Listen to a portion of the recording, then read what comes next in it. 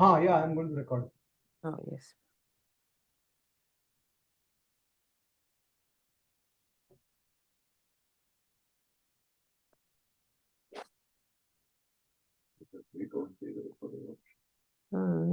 Then just link it.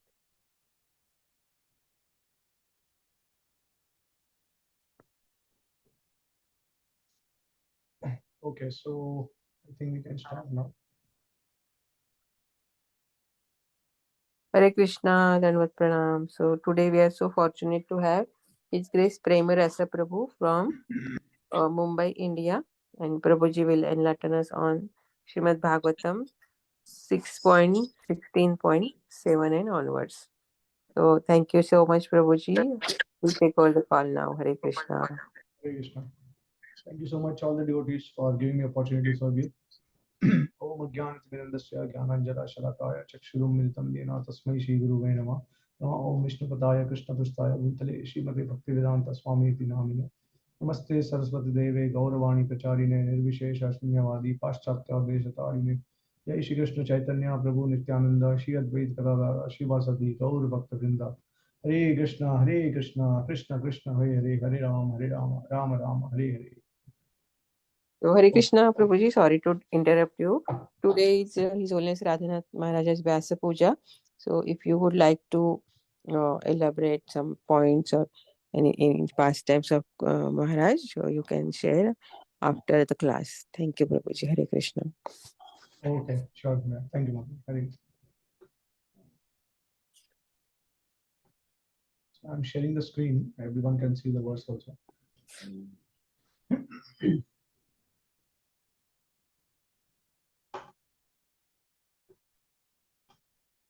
Yeah.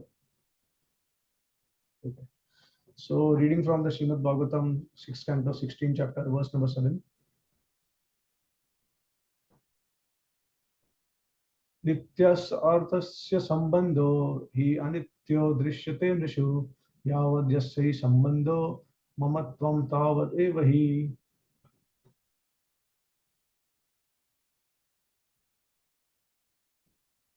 Synonyms: nityasya of the eternal, arthasya thing, sambandha relationship, he indeed, anitya temporary, drishyate is seen, issue in human society, yavat as long as, yasya of whom, indeed, sambandha relationship, mamatvam ownership, tavat that long, eva indeed, he certainly. Translation: a few living entities are born in the human species and others are born as animals. Although both are living entities, the relationships are impermanent. An animal may remain in the custody of a human being for some time, and then the same animal may be transferred to the possession of other human beings. As soon as the animal goes away, the former proprietor no longer has a sense of ownership. As long as the animal is in his possession, he certainly has an affinity for it. But as soon as the animal is sold, the affinity is lost. Purport by His Divine Grace A.C. Bhaktivedanta Swami Srila Prabhupada. Aside from the fact that the soul transmigrates from one body to another body, even in this life, the relationship between living entities are impermanent, as exemplified in this verse. The son of Chitraketu was named as Harshashok, or jubilation and lamentation. The living entity is certainly eternal, but because he is covered by a temporary dress, the body, his eternity is not observed. Dehinosmin yatha dehe kaumaram yovanam jara. The embodied soul continually passes in this body from boyhood to old age. Thus, the bodily dress is permanent. The living entity, however, is permanent. As an animal is transferred from one owner to another, the living entity who was the son of Chitraketu lived as his son for some time, but as soon as he was transferred to another body, the affectionate relationship was broken. As stated in the example given in the previous verse, when one has a commodity in his hands, he considers it his. But as soon as it is transferred, it becomes someone else's commodity. Then one no longer has a relationship with it. He has no affection for it, nor does he lament for it. Yeah. So in this particular verse, we have known about the character of Harshashoka, who is apparently the son of Chitraketu Maharaj. And he is named as Harshashoka because as soon as he gave birth to him, he just died. So that's why he was the cause of lamentation and jubilation. And we know that the uh, stepmothers of Harshashoka, so they had somehow conspired to kill him because they were envious of his mother, his real mother. So here we can see in this particular chapter how Narad Muni and Angira Muni, they come and then they instruct Chitraketu Maharaj, and then the son of Chitraketu Maharaj, Harshashoka, so he is brought back to life by the mercy of Narad Muni and by the mercy of Angira Muni, I guess. So and then so the only reason he's brought to life is not that he can live the entire life, but just to preach and to make Chitraketu Maharaj and his wife detached from the material world. So the child instructs them, and then again he passes away. So then the instructions given by the child is taken very seriously by Chitraketu Maharaj, and further Narad Muni and Angira Muni also instructs Chitraketu Maharaj about the permanent nature, real nature of the soul, the permanent nature of the soul, and the impermanent nature of the material body and the material world. And somehow they become detached and they realize it very strongly. So then Narad Muni gives a mantra, the mantra which glorifies Lord Sankarshan. And by chanting that mantra, Chitraketu Maharaj, it is mentioned that Chitraketu Maharaj attains the Lord in just 7 days, in the span of 7 days, very quickly. So that is only possible because of mercy of Narad Muni and Angira Muni, because they are pure devotees of the Lord, and they are able to bestow that kind of mercy to Chitraketu Maharaj. We have also seen this similar kind of case with the example of Dhruv Maharaj. Because of the intervention of Narad Muni, Dhruv Maharaj attained the Lord in 6 months. He saw Lord face to face. So it is generally not possible to attain the Lord very quickly. But if the devotee interferes, the pure devotee interferes, then we can see the Lord very quickly. So in actually, if you see in the later verses in this chapter, it is mentioned, and Srila Prabhupada also translates that he says that actually Chitraketu Maharaj already attained Lord Sankarshan. That means, and he also says that he went back to Godhead, right? But I think we have to also understand what is the meaning of back to Godhead. Back to Godhead can also mean that somebody who has perfected their life and they are fully surrendered to the Supreme Lord. Okay, so that can also mean back to Godhead. And because we see that Chitraketu Maharaj is not going back to Godhead, he is taking another birth. He's cursed by Mother Parvati, and he comes as the demon Vritrasura.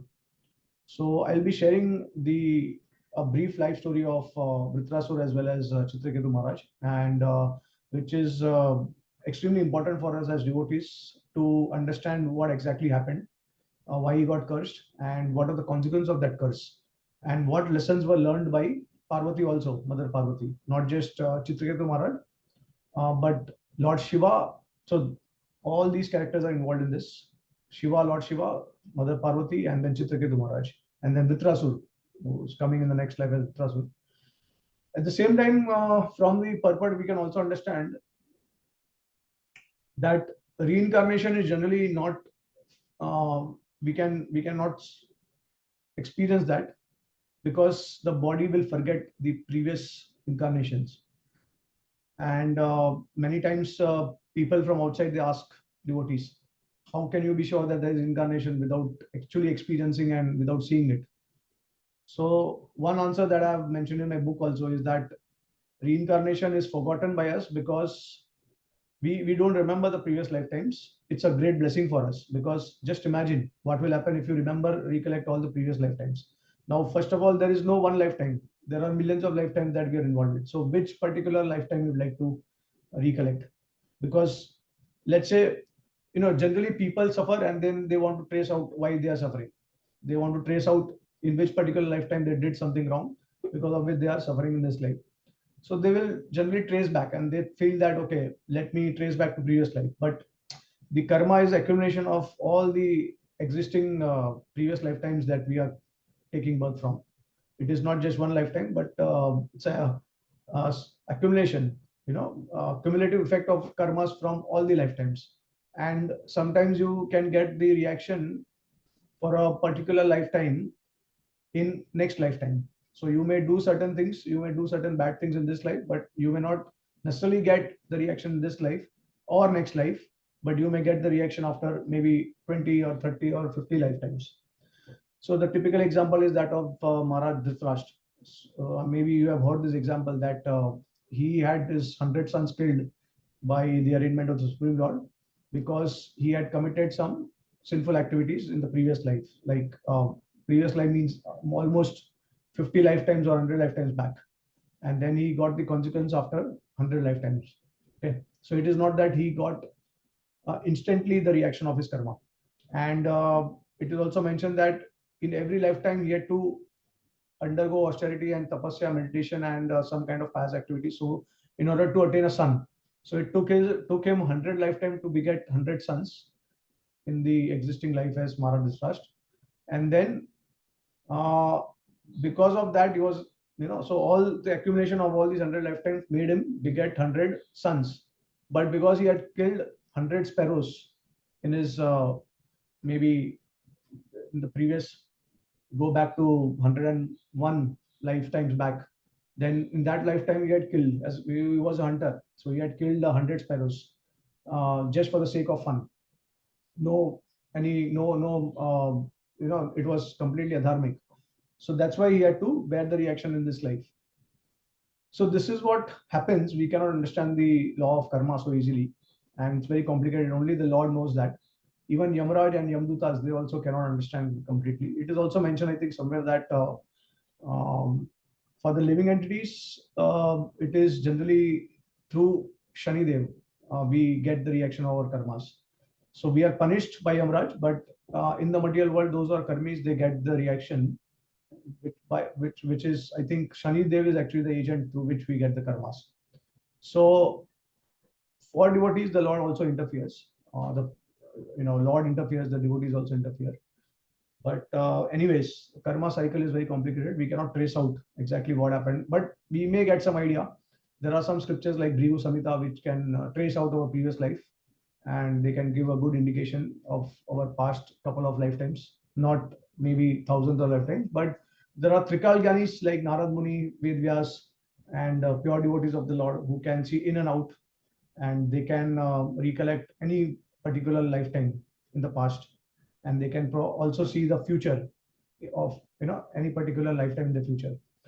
So they have this special potency, and there are some yogis also who can actually see the past life as well as the future lives.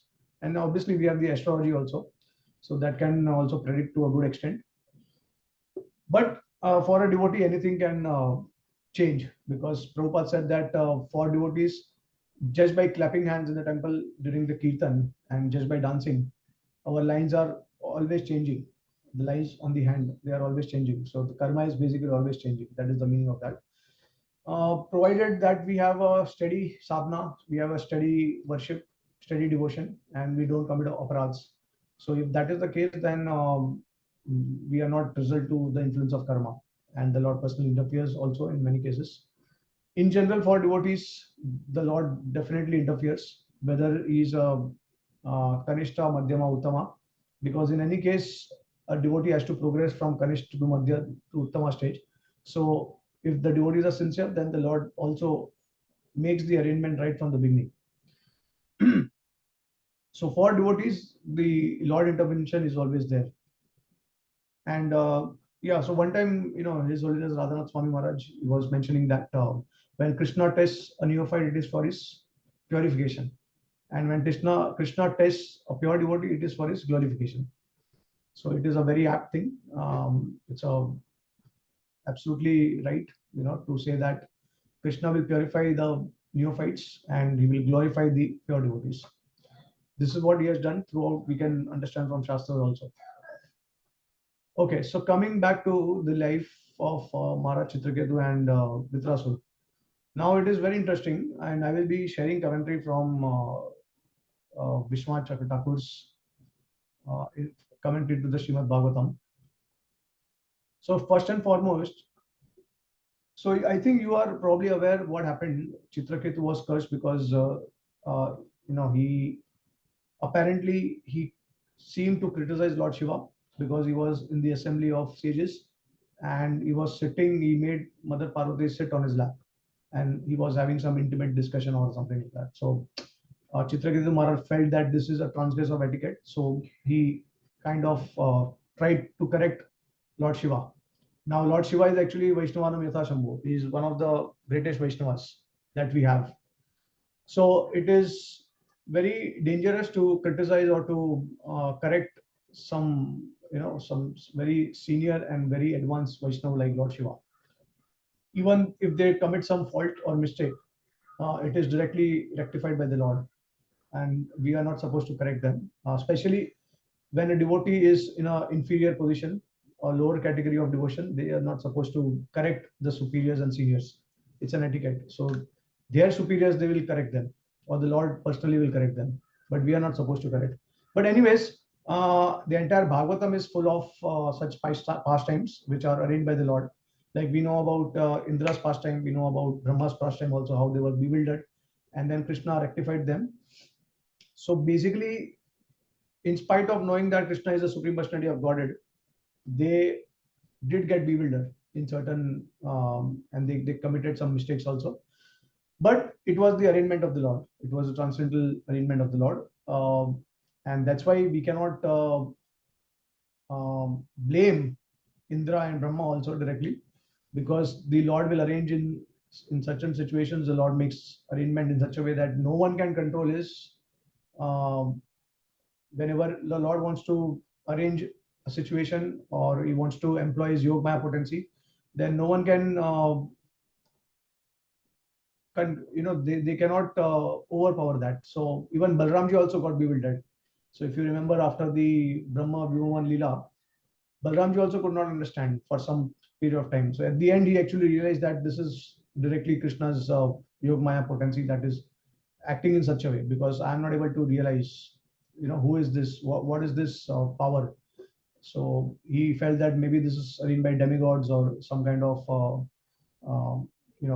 I think arranged by some demons or something like that. He was thinking like that, but then finally he realized that has to be Krishna's own interference. Otherwise, it is not possible to bewilder me.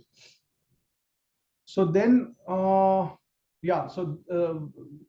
similarly, in this particular pastime also, we'll realize that once we go through the commentary of Srila Vishwanath Thakur, we'll easily realize what happened, why it happened, and how it was the Lord's arrangement. Okay, so first and foremost, Srila Vishwanath Thakur says that Chitraketu Maharaj, he was not an offender like Daksha. So Chitraketu Maharaj, he did not think that Lord Shiva was insignificant. He always knew the position, glorious position of Lord Shiva, and he knew that he's amongst the Vaishnava, is the greatest Vaishnava, and he also knew that he is one of the Gunavatars of the Lord. So he had the exact understanding about the tattva of Lord Shiva, and he did not commit offense to Lord Shiva like the way Daksha. So Daksha was actually thinking that Shiva is insignificant, and Chitraketu Maharaj also appreciated Lord Shiva a lot. So, in fact, after criticizing Lord Shiva, he was not even affected by that criticism. So he understood the glorious position of Lord Shiva. So this is the first point that Vishwanath Thakur says. Then he also says that Chitraketu Maharaj had pure intentions.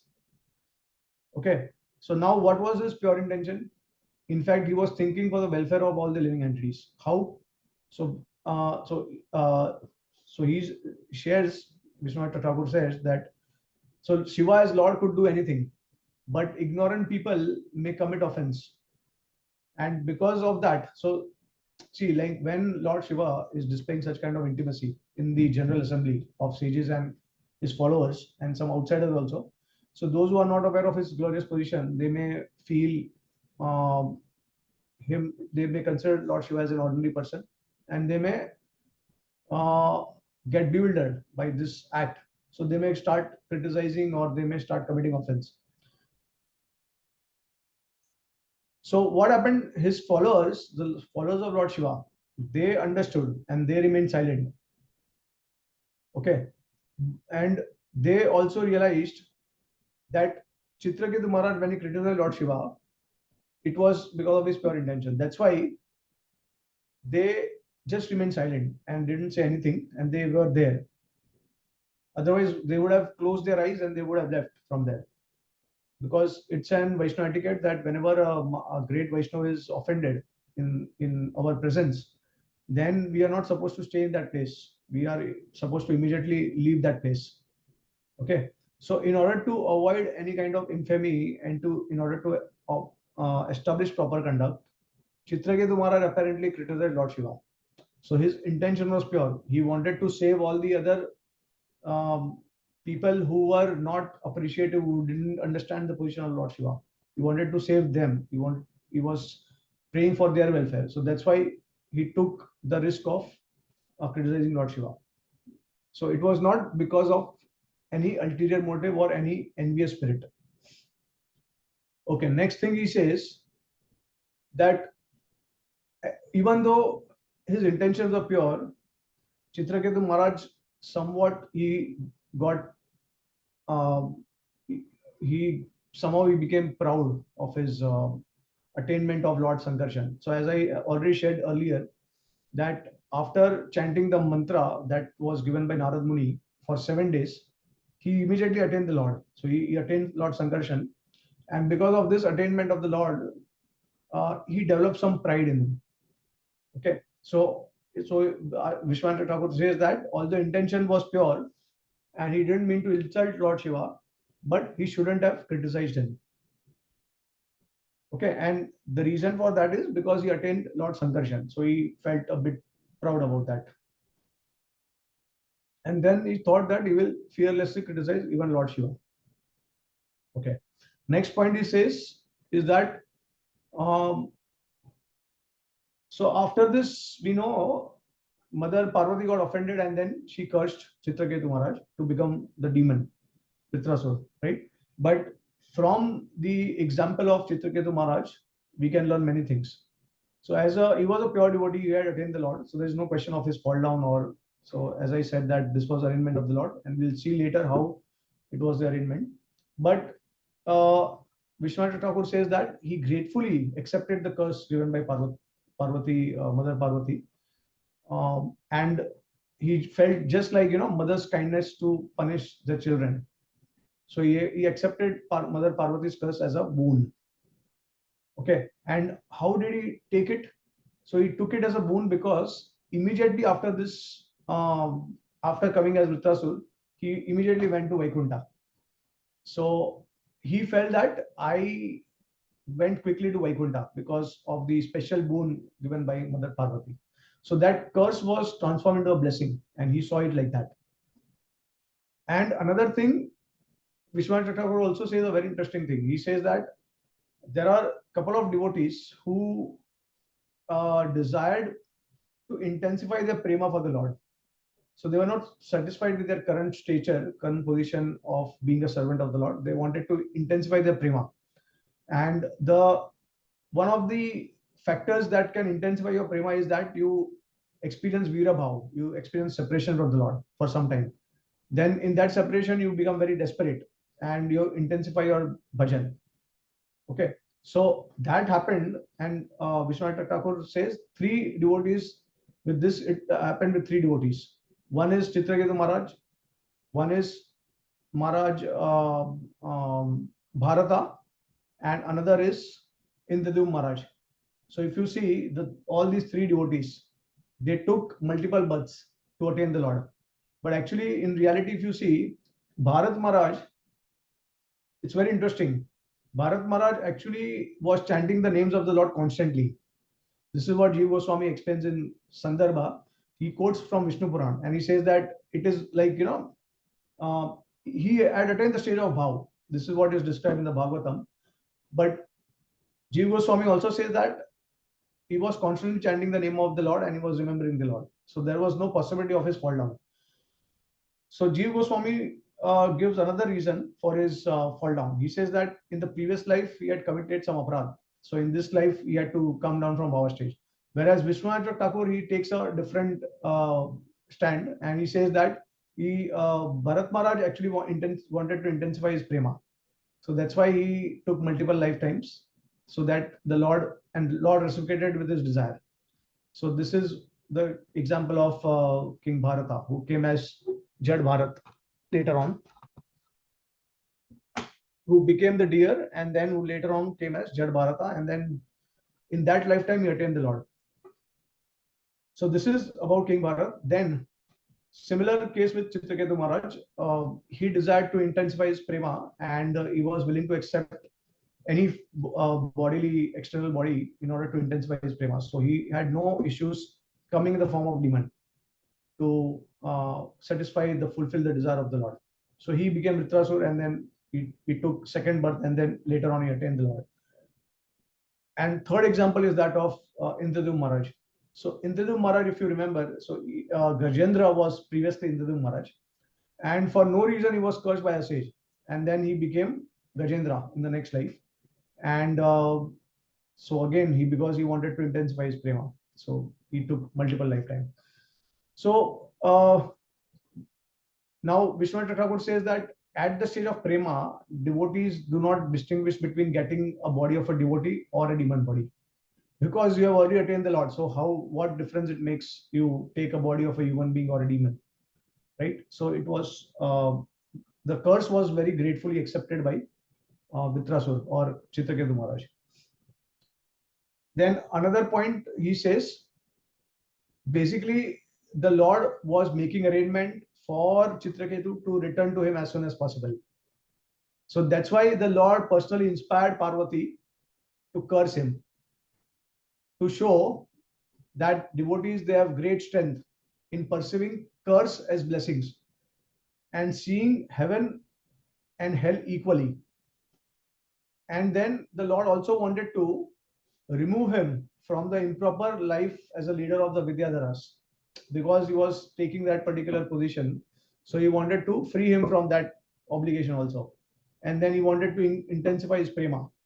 And he also wanted to bestow great sweetness of direct service to Vaikuntha. So these were all the reasons for which the Lord inspired Mother Parvati to curse him. And then now it's very interesting. Thakur says that Lord Shiva had a conversation with Parvati, and he indicates to Mother Parvati by this entire episode.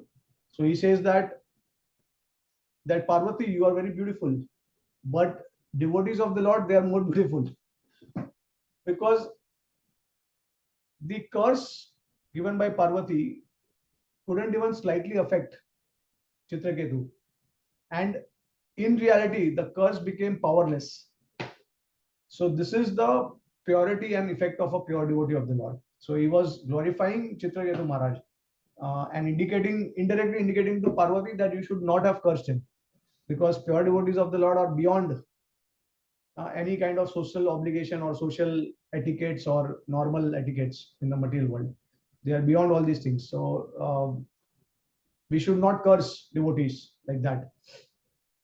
They may commit, apparently, they may have some, they may show some kind of disparity or faults or something like that, but it should not be taken seriously.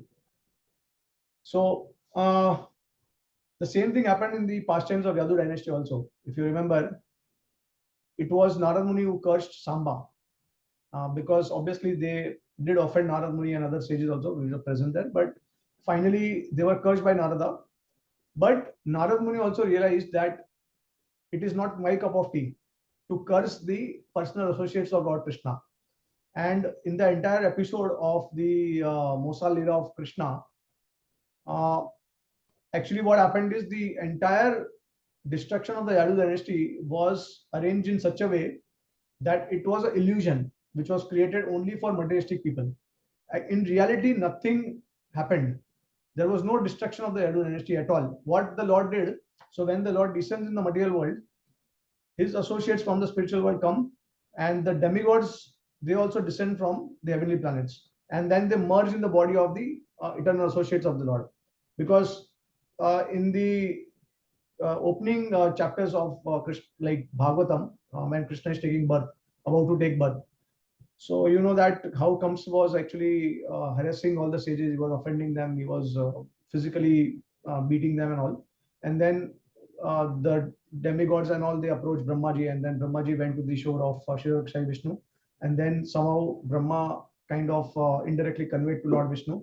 He prayed to Lord Vishnu, and then he heard a voice from within, and then he heard that Lord Vishnu telling him that now I am going to descend as Krishna. So all the demigods, they should also assemble when I descend into this material world. So they all came and they merged in the body of the eternal associates of the Lord. Okay. Now, what the Lord wanted to do is, after finishing off his pastimes in the material world, he arranged an illusion in such a way that he wanted to separate all the demigods from the eternal associates of the Lord. So what happened is, those uh, associates who went to Prabhas Kshetra, where this entire Mosa Lila happened, those were actually the demigods. The eternal associates of the Lord, they actually became aprakat. So in Dwarka, they are eternal associates of the Lord. So when the Lord will come, they will come. And when the Lord goes, they will also go back with him. So all the Yadus who were coming from spiritual world, they all disappeared and they became aprakat. And their demigod portions, they were all sent to Prabhas. And the Lord arranged this fratricidal war between all these demigods. And there are many. Actually, I have given a two-part seminar of the annihilation, the destruction of the Yadu dynasty, and Krishna's disappearance from this world. So it is extremely interesting. So many commentaries by the acharyas, because they would like to explain this principle in a very simplistic way, so that every devotee can thoroughly understand what happened. Because otherwise, what will happen? Outside people, they will say that, well, Krishna also disappeared like a normal human being. He had a material body. And indeed, in the Bhagavatam itself, it is mentioned that they had the funeral ceremony of Krishna and Balram and the associates of the Lord. So what does it mean? It means that they had ordinary material bodies. But then our acharyas, they take a lot of efforts to elaborately explain the hidden and the internal meaning of all these pastimes that took place in Pravas. So, so basically, the point is, it's all arranged by the Lord. And one of the most prominent reasons why this Mosa Lila happened in such a ghastly way is because the Lord saw that the Kali Yuga is about to begin soon, because the Lord appeared at the end of Dwapar Yuga. So Kali Yuga is going to appear very soon. And in general, Kali Yuga, the nature of the living entities, they have very less faith in spirituality, in God, and in the process of devotional service and the process of dharma as such. So basically, the Lord just made an arrangement in such a way that it will facilitate the people in Kali Yuga to somehow to maintain an atheistic kind of mentality. So, like, you'll probably question that, okay, why Krishna did like this? Because in Lord Ramchandra's Leela, Lord Ramchandra showed the spiritual world to everyone in front of the eyes of his followers, especially the Ayodhya Vasis. So what he did, when he was just about to go to the spiritual world, he manifested spiritual world and he took away all his followers, all his Dwarka Ayodhya Vasis with him back to Vaikuntha. Right, in the spiritual world, he took away all of them. So then what happened? The faith of those who were not yet completely purified or perfect devotees, their faith increased, because they saw that the Lord has a transcendental form, and all the devotees, they are going to the spiritual world with the Lord. So the faith has to increase, right? But when we see the contrast, then the faith will decrease. Then will not have will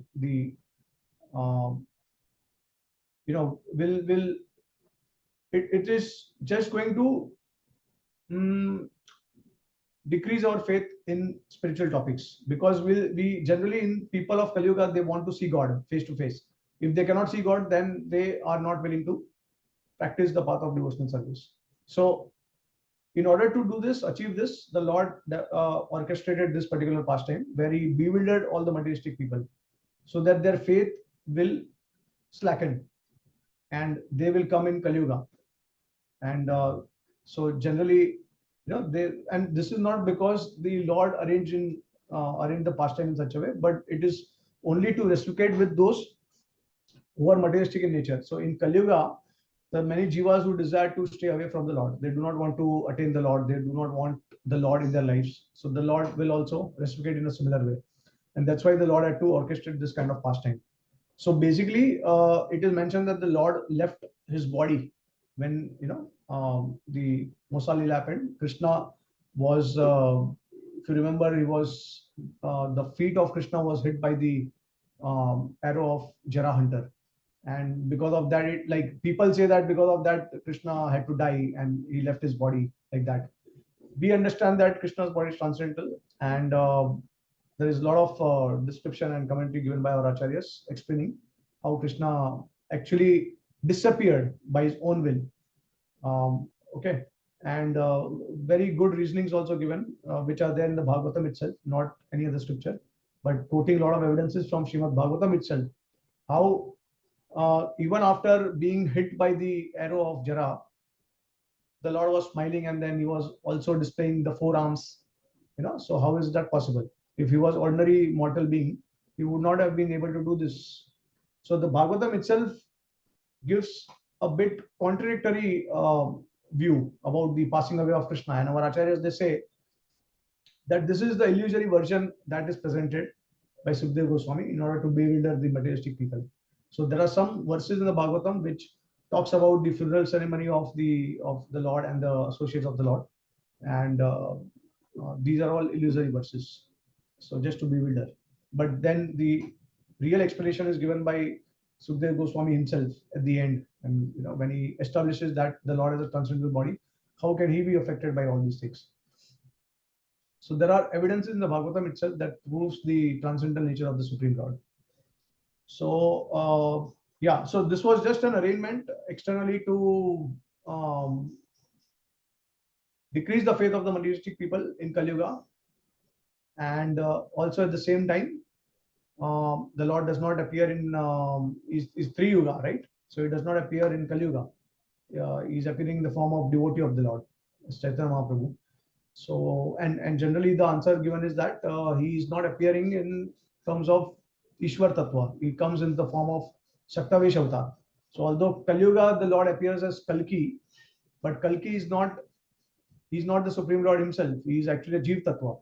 So all the Shaktavesh avatars of the Lord, they are Jeev Tattva, like Parshuram, Buddha, Kalki. So they are all Jeev Tattva. And Jeev Tattva, they are empowered by the Supreme Lord, Shaktavesh. And Shaktavesh forms are eternal forms in the spiritual world also.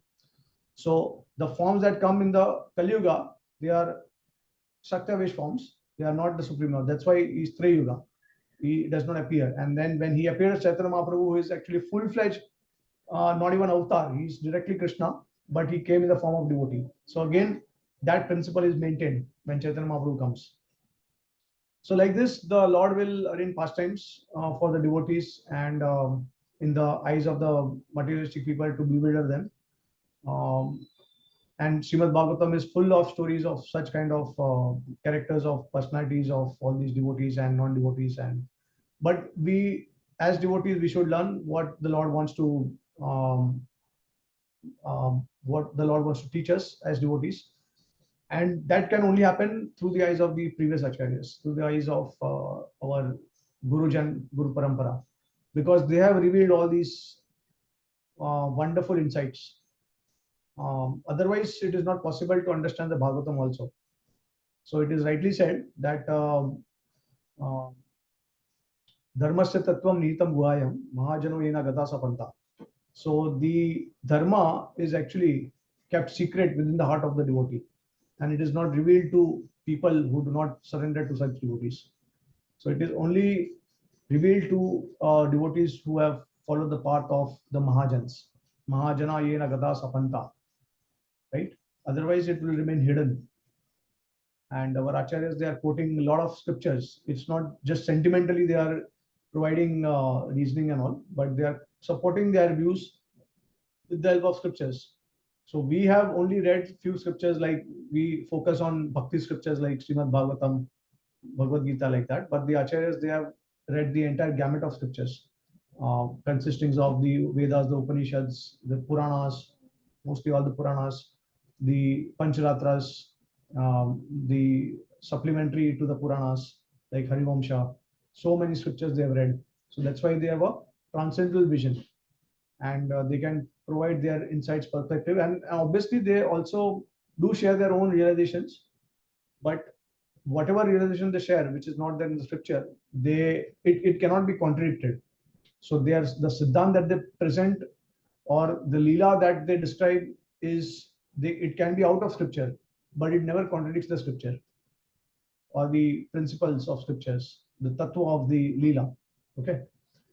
So yeah, with this, I would like to conclude the class. And if there are any questions or comments, then please feel free to share. Hare Krishna.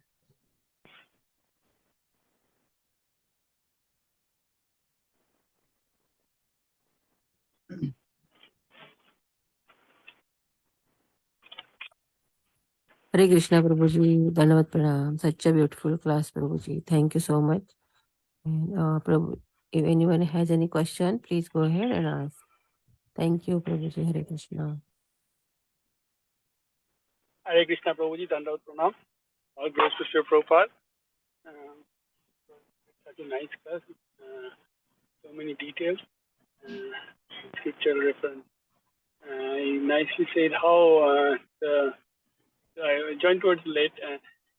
How the devotee of the Lord is equipoised, undisturbed, even in happiness and distress, even in family. It is so comforting, and that the Lord is there for him, whatever situation, because of his bhakta vatsal, his loving devotee. And about the Krishna Lila, Bhoma Lila. In the I wanted to know about where are the descriptions of the Ashtasakhis, Purnamasi, they are given. Are they given in the Srimad Bhagavat or elsewhere?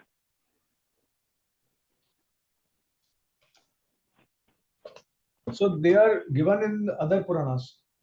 It's very interesting. We consider the Bhagavatam as Amal Puran, the spotless and the topmost authority amongst all the scriptures. And the Bhagavatam does not even mention about the names of any of the gopis.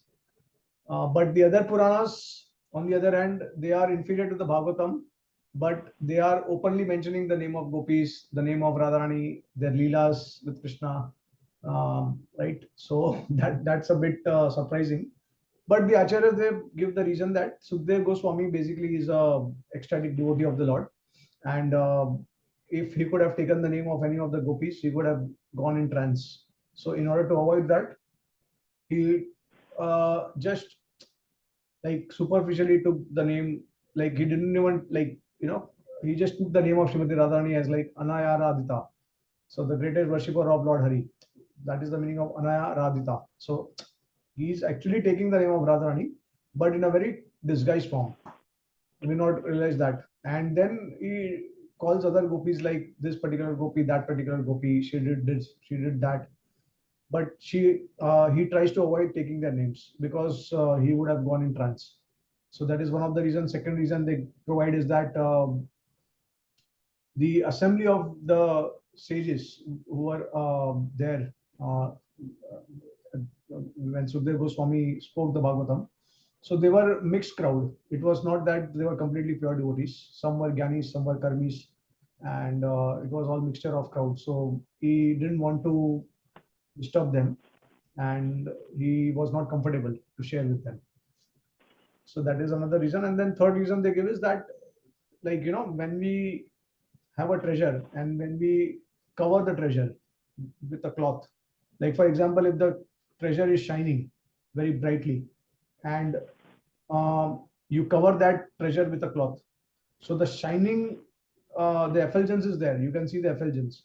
And because of seeing the effulgence, you are always inquisitive more and more to know what is that, what is inside the treasure, or inside, I mean, what is there, right? So similarly, Bhagavatam, it was kind of disguised when especially it came to describing Krishna's pastime with the gopis.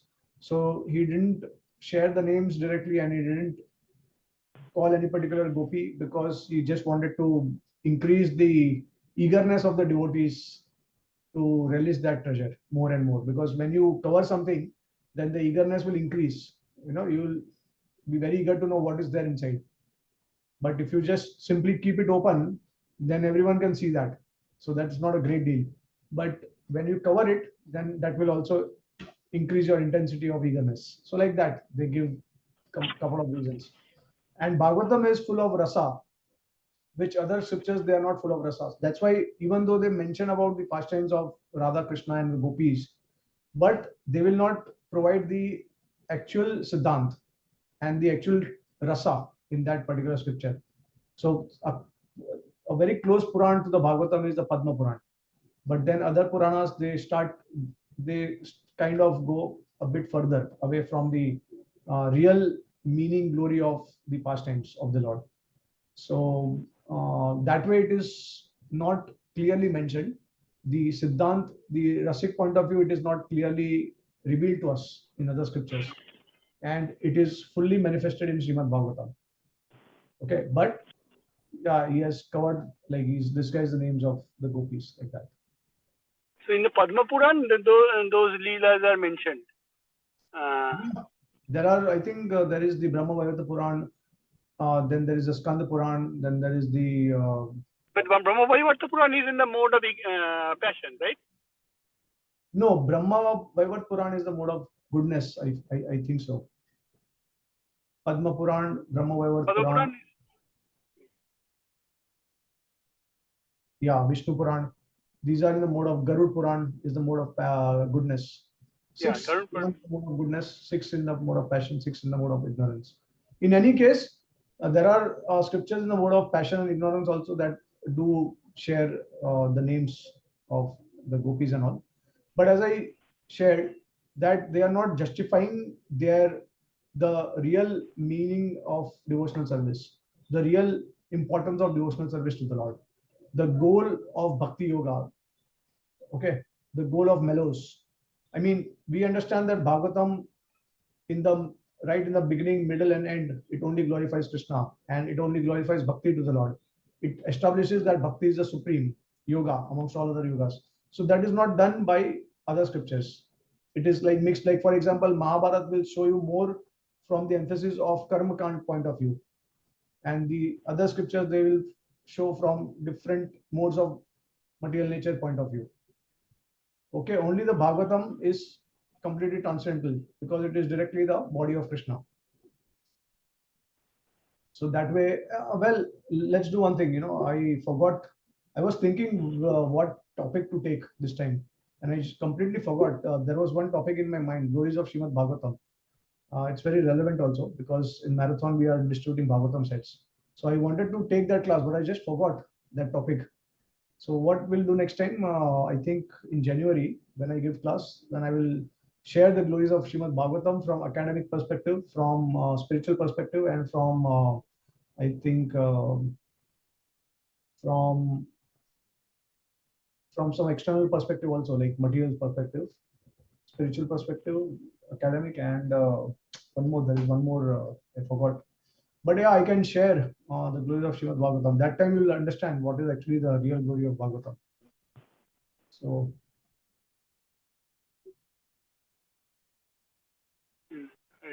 And for the Leela's details, Purana is sufficient. No need to go for the details of the Leelas into the our Acharya comment, Acharya literature. So see, actually, whatever Acharya they have done, they have collected all these pastimes from these different Puranas, and they have given in their books. But they have also shared the the siddhant behind all these leelas, the emphasis behind the leelas, the emphasis on the rasa tattva of the Lord. So that way, if we are reading the books of acharyas, then that is more than enough for us. And once we get to understand the tattva, the siddhant behind the pastimes of the Lord, why the pastimes they happen in such a particular way, then we can, even if we read any other scripture, we can easily, we cannot be bewildered, and we'll be able to easily distinguish and filter out what things are actually according to pure devotional service and what things are not according to pure devotional service. Yeah, So it's very important to read the books of the previous acharyas to better understand the leelas of the Lord. So which book will be a prominent, to not get bewildered and yet understand the Madhurya's? Yeah. So generally, most of the acharyas, they describe their own realization of the Leela using the commentary of the Bhagavatam. I mean, using the Bhagavatam as the basis of their commentary, of their description of the Leela. Like, for example, Gopal Champu, Anandandavan Champu. Gopal Champu is written by Jiva Goswami. Anandandavan Champu is written by Kavi Karnapur. So this is all the elaborate description of the 10th canto of the Srimad Bhagavatam, Krishna's pastimes, elaborately described by our acharyas. So they sometimes they will quote the scriptures, and sometimes they will just share their own realization, but that will not contradict any scripture. So these and they will collect information from other scriptures also, because the other scriptures, they provide a lot of detailed information which is not provided in the Bhagavatam. Bhagavatam focuses on the rasa tattva and the essence of the leelas. Because if Bhagavatam would have, I mean, like, you understand that, you know, Sukadeva Goswami was describing the Bhagavatam to Parikshit Maharaj, who had only 7 days. If we had gone more into detail of that, then it would have extended, right?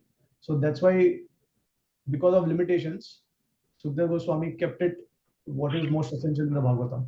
Like, you know, for example, it is also said, I think our acharyas, they say that Krishna was in one day Krishna was killing 3 demons at one time. Just in one day was killing around 3 to 4 demons.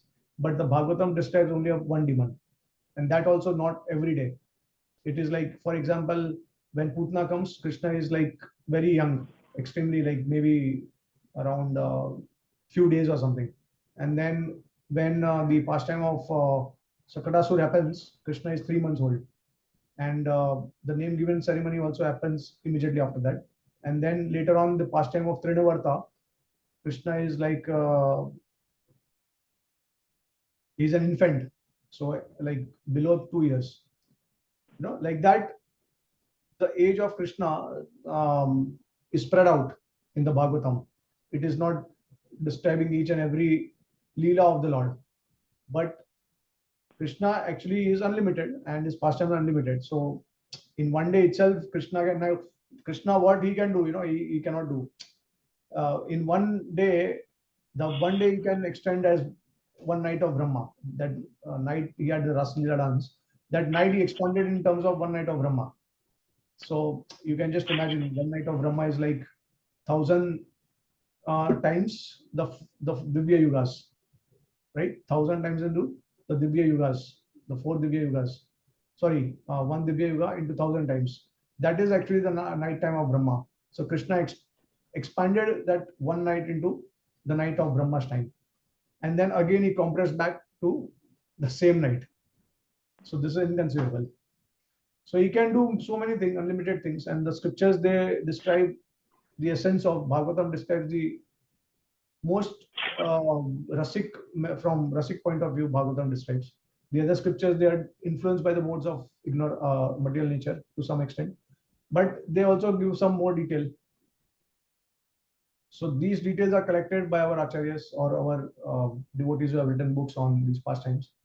And Garg Samhita is also another scripture which is which actually shares about the previous lifetimes of all these demons. Who are these demons in the previous life? So you'll be surprised to know that most of the demons, they were like sages, they were like pious people, they were like kings, and who became demons in this life. And they came in contact with Krishna like that. So all these details are there in different scriptures. They are not in Bhagavatam, but the acharyas, they take the help of these scriptures. In fact, there are certain things that the acharyas even derive from Vishnu Puran, Harivamsh Puran, or Kurma Puran. Like for example, where is the evidence that Krishna appears once in a day of Brahma, and that too in Vaivastha Manvantar, in the 7th Manvantar, and that too in 28th cycle? Where is the evidence? It's not there in Bhagavad Gita, it's not there in Bhagavatam. Chaitanya Mahaprabhu states in Chaitanya Charitamrita that Krishna appears once in a day of Brahma. But then from where is that evident? Which Vedic scripture it is evident? So that is actually ultimately Rupa Goswami in his Laghu Bhagavatamrita, he quotes from, I think, Kurma Puran or Matsya Puran, which gives this information. Otherwise, our scriptures, they are not sharing this information. So Chaitanya Mahaprabhu only says that, okay, he appears once in a day of Brahma, that's it. And that 28th cycle and all. But from where, which scripture is that taken from? So that is then quoted by Rupa Goswami. So similarly, Krishna's simultaneous appearance at the house of Nand Maharaj, at the prison house of Kansa, at when he was born to Devaki and Vasudev, and simultaneously born to Yashoda and Nand Maharaj also. So where is that evidence?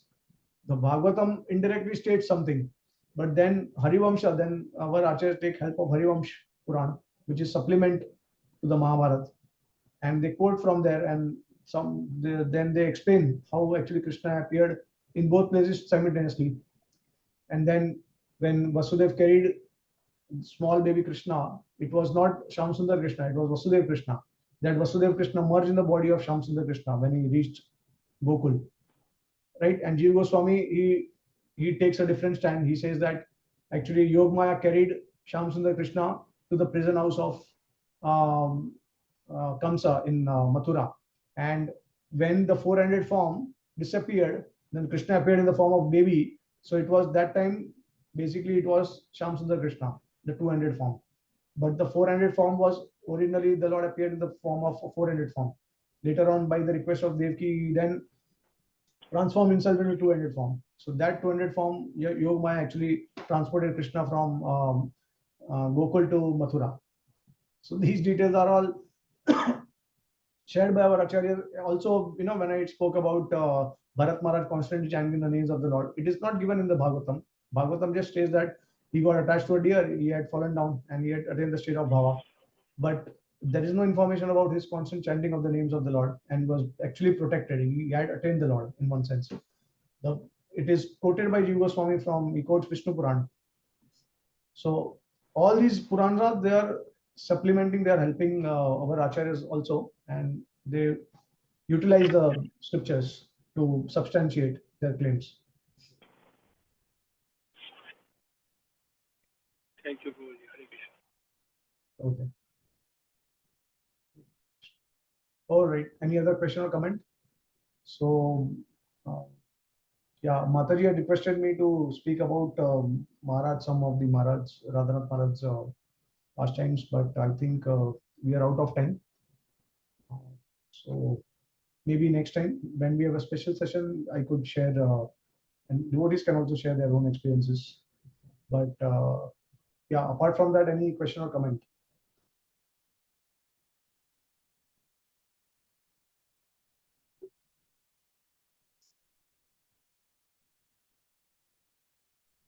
Okay.